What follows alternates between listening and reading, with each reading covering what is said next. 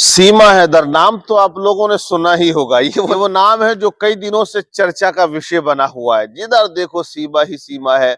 लेकिन अब देखिए एटीएस ने जो है वो गिरफ्तार किया है और पूछताछ एटीएस कर रही है। लेकिन सवाल ये बनता है कि देखिए वो सीमा हैदर जिसके चाचा भी फौज के अंदर सूबेदार हैं, जिसका भाई फौज के अंदर है, वो बड़ी आसानी से यहाँ आ गई। और यहाँ आप देखें कि किस तरह से स्वागत हो रहा है।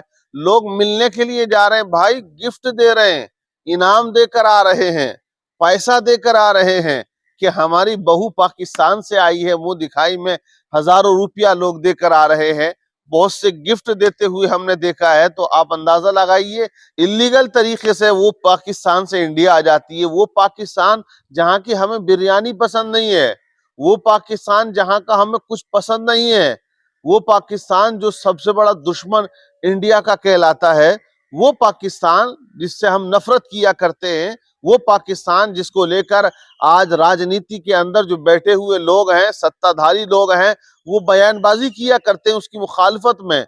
वो पाकिस्तान के डिबेट में अगर चलता है तो उसी का तज़किरा चला करता है। वो पाकिस्तान है भाई, वहां से आई है वो बांग्लादेश से नहीं आई है। बल्कि आपने देखा होगा अभी एक लड़की और बंगाल के अंदर पकड़ी जाती है, वो बांग्लादेश से आई थी, गैर तरीके से, बगैर वीजा के, बगैर पासपोर्ट के, और वो रही अपने आशिक के साथ में।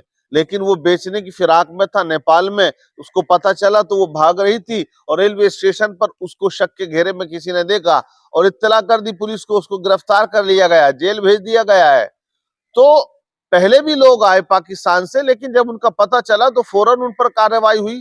रामपुर के अंदर आपने देखा एक टीचर थी, गवर्नमेंट, वो पैदा पाकिस्तान में हुई, नागरिकता यहाँ की थी, लेकिन जैसे पता चला कि पाकिस्तान से आई थी, नागरिकता यहाँ ले ली है और गवर्नमेंट जो भी कर रही है उसको बर्खास्त कर दिया जाता है। तो ये तमाम वो चीजें हैं जो सवाल खड़े होते हैं यहाँ पर। आप उसको जो है इनाम दे रहे हैं, आप उसको जो है कह रहे हैं हमारी पाकिस्तानी बहू है, पाकिस्तानी बहू 4 बच्चों के साथ, हमारी आबादी पहली बहुत है। योगी जी कह रहे हैं कि मैं बिल लेकर आ रहा हूं कि यहाँ 2 से ज्यादा बच्चे नहीं होने चाहिए, और वो बिल्कुल रेडीमेड लेकर आ गए 4 बच्चों को। तो ये क्या है भैया, इसे हमें समझना होगा। इस लेडीज की जांच हो और जांच होने के बाद में अगर जासूसी से इसका कोई ताल्लुक है तो इसे पूरी जिंदगी के लिए जेल में डाल दिया जाए। और अगर जासूस नहीं भी निकलती है तो इस सीमा को सीमा रेखा के बाहर फेंक दिया जाए। जिस सीमा से आई है उसी सीमा में बढ़ा दिया जाए। हमारे यहाँ सीमा में सीमा का कोई काम नहीं है। अरे भैया, ये पाकिस्तान से है, क्या पता आगे चल के क्या इसकी सोच हो, क्या इसकी साइकोलॉजी हो, क्या इसके जहन में बात हो। तो उस हिसाब से जो है इस सीमा को सीमा रेखा के पार पहुंचा दिया जाए। पहले भी ऐसा हुआ, जो आए थे पाकिस्तान से उन्हें भेज दिया गया है, जो जासूस थे उनको गिरफ्तार कर लिया गया, जेल में डाला गया। तो वही कार्रवाई होनी चाहिए। अब लोग तो कह रहे हैं कि बहू आई है, लड़के देखने के लिए जा रहे हैं कि हमारी पाकिस्तानी भाभी आई है।